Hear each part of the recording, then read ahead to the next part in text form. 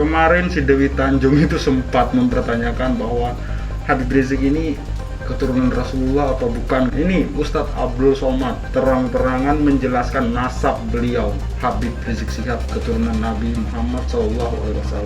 Kepada saudaraku umat muslim dan muslimah, tidak usah kita tambah lagi dosa-dosa kita dengan menghina para habaib dan para ulama. Tidak usah, tidak perlu, tidak ada untungnya, tidak ada untungnya.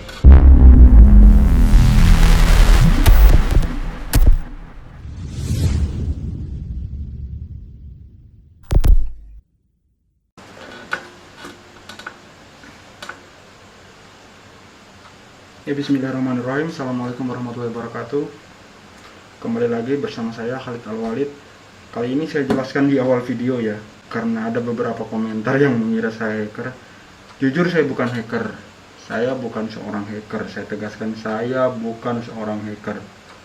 Saya memakai topeng ini agar para sahabat yang nonton video saya lebih fokus saja ke konten yang saya sajikan. Tidak perlu mengurusi wajah saya. Terserah mau bilang saya jelek, sumbing, terserah. Yang jelas saya seperti ini adanya. Kita langsung saja ke intinya. Ini ada video mengenai Ustadz Somad yang bertemu dengan Habib Rizik. Kita dengarkan beberapa penyampaian dari Ustadz Somad mengenai ulama dan habaib, utamanya khususnya Habib Rizik Syihab. Assalamualaikum warahmatullahi wabarakatuh. Alhamdulillah wassalatu wassalamu ala Rasulillah wa ala alihi wa sahbihi wa man da'a bi da'watihi wastanna bi sunnatihi ila yaumil qiyamah. Al-habaib al-afadil al-ulama al-ajilla nafa'ana Allah bi ghazil 'ulumihim wa bi husni adabihim wa husnihim. Ja'alana Allah wa iyyakum ma'al habibil mustafa fi jannatil khuldi.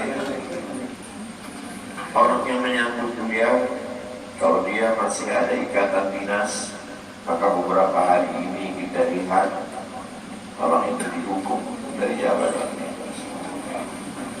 Orang yang mengupdate status, kalau menulis nama beliau, maka Instagramnya akan diblokir. Hanya menulis namanya saja, maka Facebooknya akan ditutup. Orang menjadi takut untuk menjenguk beliau, kecuali orang-orang yang takut yang sudah dihabiskannya untuk ngomong. Ya, jadi sini benar ya kata Ustadz Abdul Somad.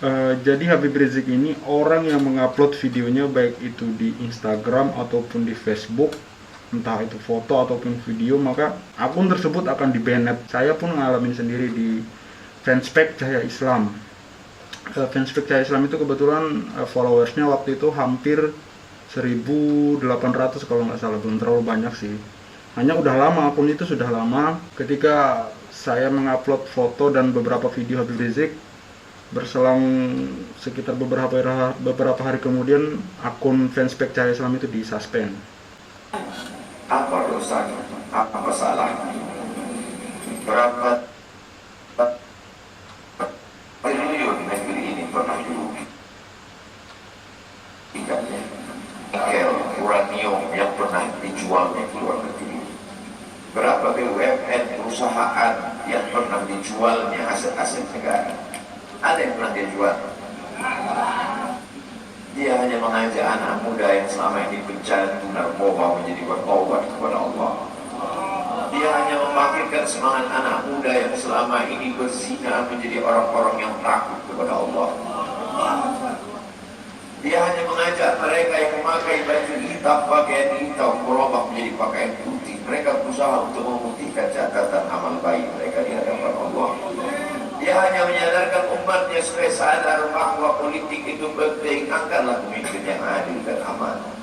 Dia hanya sedang mengajak umatnya supaya jangan memilih pemimpin kafir. Salahkah perbuatannya? Tidak. Dia tinggal di negara demokrasi. Dalam dunia demokrasi, siapapun berhak untuk mengajak menyuarakan kebenaran. Dia tidak melawan sultan, dia tidak melawan ulil amri, dia tidak melawan siapapun. Dia hanya melawan ketidakadilan. Hari ini saya berangkat setelah sholat subuh menuju airport naik pesawat setelah naik pesawat, naik mobil. Setelah naik mobil, jalan macet, saya mesti turun naik sepeda motor. Setelah naik sepeda motor pun juga tidak bergerak, jalan kaki. Akhirnya sampai kemana? Dalam hati saya berkata, celaka betul orang yang mengatakan kemarin katanya tidak ada yang menyambutnya. Sudah 3 hari, saya pikir 3 hari tidak ada orang lagi, saya akan datang bisa duduk berdua dengan beliau. Saya tidak datang mau ceramah, saya tidak datang mau tausiah, saya tidak mau tablik akbar. Ternyata yang menyambutnya seramai ini, sebanyak ini, orang berjalan kaki, anak-anak muda berjalan kaki, orang tua, ibu-ibu duduk di pinggir jalan.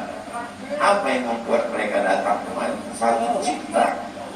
Lakubaruni aliha ahabu ilayya wa asfali balwaha, kata Qais. Debu yang menempel di sandal Laila lebih dapat menghilangkan rasa sakit dan duka. Hanya cinta kepada Laila, apalagi cinta kepada zuriat Nabi Muhammad SAW. Andai engkau orang alim, andai engkau hafal kitab, andai engkau mengerti kitab kuning, banyak ilmumu, tapi ada kebencianmu kepada ahli bait Rasulullah SAW, hilang keberkahan itu. Andai engkau punya derajat seperti seorang wali, andai engkau diangkat Allah sebagai wali, maka jatuh derajat kewalianmu hanya karena kebencianmu kepada ahli bait.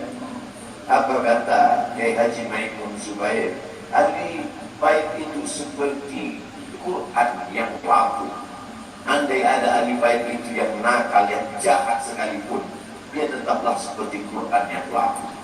Quran yang buruk, andai titiknya sudah tidak ada lagi, tak akan mungkin kau akan buang. Kau tetap juga akan jaga dia, kau akan cium dia. Kenapa? La yamassuhu illal mutahharun. Allah yang mensucikan.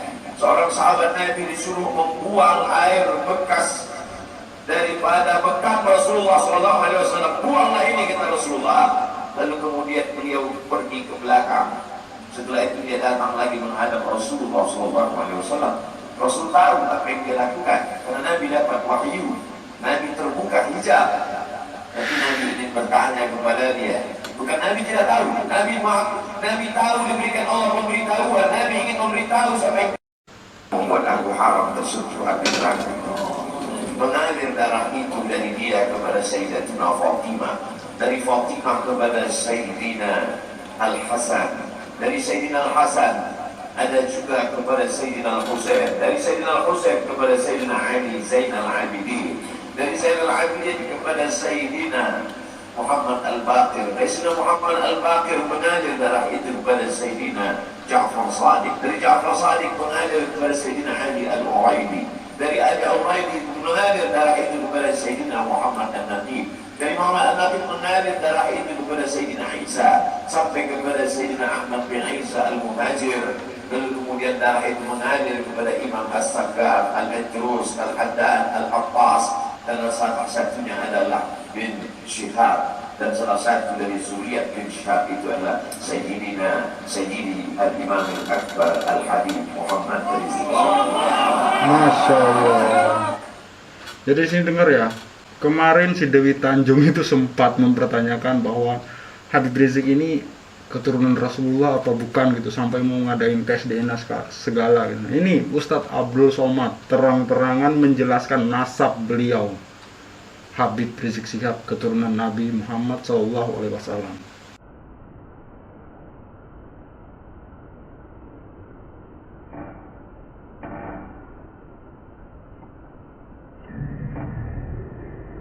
Kalau mau hidup tenang, beliau sudah tenang dengan anak menantunya, dengan cucunya, dengan ilmunya. Beliau meraih gelar LC dari Universitas Imam Muhammad Ibn Saud. Dia cukup dengan majlis-majlis maulidnya cukup. Kenapa dia susah payah? Kenapa dia mesti kena fitnah? Dia hanya mengikut darah Sayyidina Al-Husain. Kalau mengikut Sayyidina Al-Hasan lembut, mengikut Sayyidina Al-Hasan lembut sentuhannya. Maka para ahli bait ini mengikut dua aliran, Sayyidina Al-Hasan dan Sayyidina Al-Husain. Kedua-duanya saya cintai. Habaib yang mengikut Sayyidina Al-Hasan, saya datang, saya cium tangan mereka, saya bersilaturahim, lembut gaya mereka. Tapi mereka semua mengajak untuk mencintai Sayyidina Maulana Muhammad SAW. Tapi ada yang seperti Sayyidina Al-Husain, menggelegar suaranya, dia hunuskan pedangnya untuk musuh-musuh Allah. Keduanya adalah sama-sama diridhai Allah. Innal Hasan wal Husain sayyida syababi ahli jannah. Yang mencintai Sayyidina Hasan, mencintai Sayyidina Husain, yang mencintai zuriat mereka, keturunan mereka, maka dengan cinta itu bekal kita menghadap Rasulullah SAW. Andai aku dihadapkan nanti menghadap Allah, tahajud tak sebanyak Imam Ahmad bin Hanbal, thalatha mi'ati raka'ah fil yawmi wal layla, 300 rakaat sehari semalam.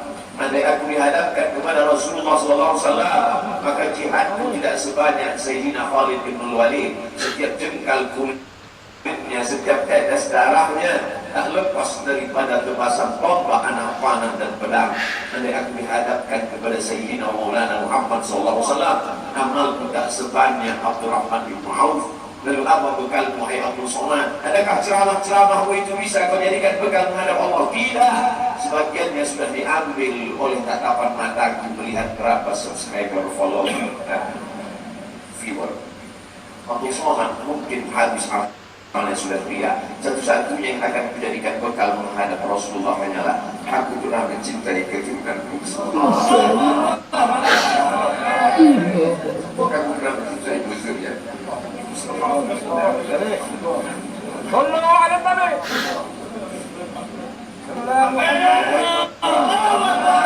Wahai para pelaku dosa, wahai para pezina, wahai para peminum khamar yang belum bertaubat, kalau kalian belum sanggup untuk berbuat baik, kalau kalian belum mampu untuk beramal saleh, paling tidak jangan kalian sakiti lihat tersebut. Jangan kalian keluarkan kata-kata, jangan keluarkan kata-kata fitnah. Bagaimana kita akan menghadap Rasulullah? Bagaimana kita akan menghadap Rasulullah? Pada saat itu seluruh umat berkumpul menghadap Nabi Adam alaihissalam. Kami tidak sanggup berdiri di padang mahsyar ini, wahai Adam, menghadaplah kepada Allah. Kata Adam, aku tidak sanggup menghadap Allah, karena dulu Allah berkata, la taqrabu hadhihi syajarah, jangan kau dekati pohon kulbi ini, tapi aku malah memakannya, ya Allah. Mereka datang menghadap Nabi Nuh alaihissalam, tetapi Nuh tidak sanggup menghadap Allah. Karena anakku durhaka. Sa'awi ila jabalin yahsimuni minal ma', aku akan naik ke atas bahtera perahu yang bisa menyelamatkan aku dari air. Aku tak sanggup menghadap Allah, kata Nabi Nuh alaihissalam. Mereka menghadap kepada Nabi Musa, aku tak mampu kepada Nabi Musa. Mereka menghadap kepada Nabi Isa, aku pun malu kepada Allah, karena aku mereka jadikan sembahan di atas muka bumi Allah. Mereka hanya mampu menghadap Sayyidina Maulana Muhammad SAW. Wahai para pezina, wahai para pelaku dosa, kalau kalian belum mampu beramal soleh, belum mampu bertobat, paling tidak jangan kalian zina untuk lihat Rasulullah SAW. Bagaimana kalian akan menghadap Rasulullah? Pada saat itu tak ada syafaat. Man alladhi yashfa'u illa bi'idhnihi. Tak ada satu pun yang bisa memberikan syafaat kecuali Sayyidina wa Maulana Muhammad sallallahu alaihi wasallam. Wahai para pemimpin yang hari ini kau dititipkan amanah kekuasaan, beberapa hari ini kau lihat apa yang dilakukan orang kepada Donald Trump. Kurang hebat apa lagi Trump? Negara adidaya, kekuasaan, kaya raya, tapi ketika kekuasaan itu diambil oleh Joe Biden, kita pun malu melihat video ejekan-ejekan itu. Kalau hari ini kau punya kekuasaan, saudara, sampai masanya kau juga akan mengalami seperti yang dialami oleh Trump. Jabatan itu cabut Allah. Saya masih melihat video bagaimana Bapak Susilo Bambang Yudhoyono sampai ke Pekanbaru beberapa tahun yang lalu. Di depan balihonya disobek. Beliau jenderal, ganteng, punya partai, tapi setelah kekuasaan itu tak ada di tangannya, difitnah, dibully, balihonya disobek. Bagaimana agaknya ketiga-tiga hal itu tak ada pada diri dia. Tidak jenderal, tidak ganteng, tetap punya partai. Fakta biru yang bilang menangkap ikan di Selasih. Demikian, terima kasih. Assalamualaikum warahmatullahi wabarakatuh. Waalaikumsalam warahmatullahi wabarakatuh. Jadi beberapa hal yang saya tangkap dari Ustadz Abdul Somad tadi. Ustadz Abdul Somad ini sekedar informasi saja bahwa beliau ini sudah tidak diragukan lagi keilmuannya mengenai dunia Islam. Beliau sudah malang melintang mengambil pendidikan-pendidikan tentang hadis dan ajaran-ajaran Islam di Timur Tengah, baik itu di Mesir, Maroko. Namun beliau rela untuk jauh-jauh datang menemui Halaqah Habib Rizik Syihab pada acara Maulid Nabi. Beliau datang jauh-jauh memberi support kepada Habib Rizik Syihab dan menasihati umat-umat yang ada di sana. Pesan dari Ustadz Abdul Somad, sekalipun kita pelaku maksiat, penzina, peminum, apapun itu, jangan tambah lagi dosamu dengan menghina zuriat Rasulullah, keturunan Rasulullah, menghina ulama. Ketika di padang mahsyar kelak, kepada siapa kita akan meminta pertolongan, meminta syafaat? Cukuplah dosa-dosa yang kita lakukan sehari-hari, maksiat yang kita perbuat sehari-hari. Jangan ditambah lagi dengan hinaan dan cacian kepada ulama yang sebenarnya tidak perlu kita lakukan, baik itu di dunia nyata maupun di media sosial. Tidak ada untungnya buat kalian itu menulis tulisan di media sosial yang menghina para ulama, itu tidak ada untungnya. Apa yang kalian dapat selain dosa yang sangat besar? Kepada saudaraku umat muslim dan muslimat, tidak usah kalian tambah lagi, tidak usah kita tambah lagi dosa-dosa kita dengan menghina para habaib dan para ulama. Tidak usah, tidak perlu, tidak ada untungnya, tidak ada untungnya. Terus pesan yang terakhir dari Ustadz Abdul Somad bahwa beliau Habib Rizik ini kalau mau hidup enak sebenarnya mudah saja. Beliau sudahlah ulama, habaib. Kalau beliau mau hidup sederhana, biasa-biasa saja, tanpa ada gangguan, fitnah segala macam, tanpa harus mencampuri dunia politik, tanpa harus mengkritisi para pemerintah yang ada di atas sana, beliau bisa saja melakukan itu, tenang-tenang. Toh nyatanya beliau ngelakuin itu juga beliau juga tidak mendapatkan kedudukan di pemerintahan, tidak mendapatkan apa-apa, selain buat kepentingan umat. Yang beliau perjuangkan itu kepentingan umat, bukan untuk kepentingan pribadi. Kalau beliau mau enak saja, ngapain? Beliau nggak usah teriak-teriak, tidak usah kritisi pemerintah. Ceramah biasa saja, yang lembut-lembut saja. Beliau bisa jadi dosen, beliau bisa jadi apa saja, pengikutnya banyak. Beliau hidup tenang di rumahnya, ceramah dengan kajian-kajian yang lembut bisa saja. Hanya sekali lagi pesan Ustadz Abdul Somad tadi bahwa beliau Habib Rizik Syihab adalah keturunan Rasulullah dari jalur Husain, di mana Husain ini adalah cucu Rasulullah yang berdakwah dengan suara yang lantang dan keras. Darah itulah yang mengalir ke Habib Rizik Syihab. Mungkin itu saja yang bisa saya sampaikan. Untuk video lengkapnya mungkin bisa simak di channel-channel lain. Ini sumber videonya saya ambil dari FDL TV. Sekian dari saya untuk video kali ini. Wassalamualaikum warahmatullahi wabarakatuh. Saya Khalid Al-Walid. See you in the next video.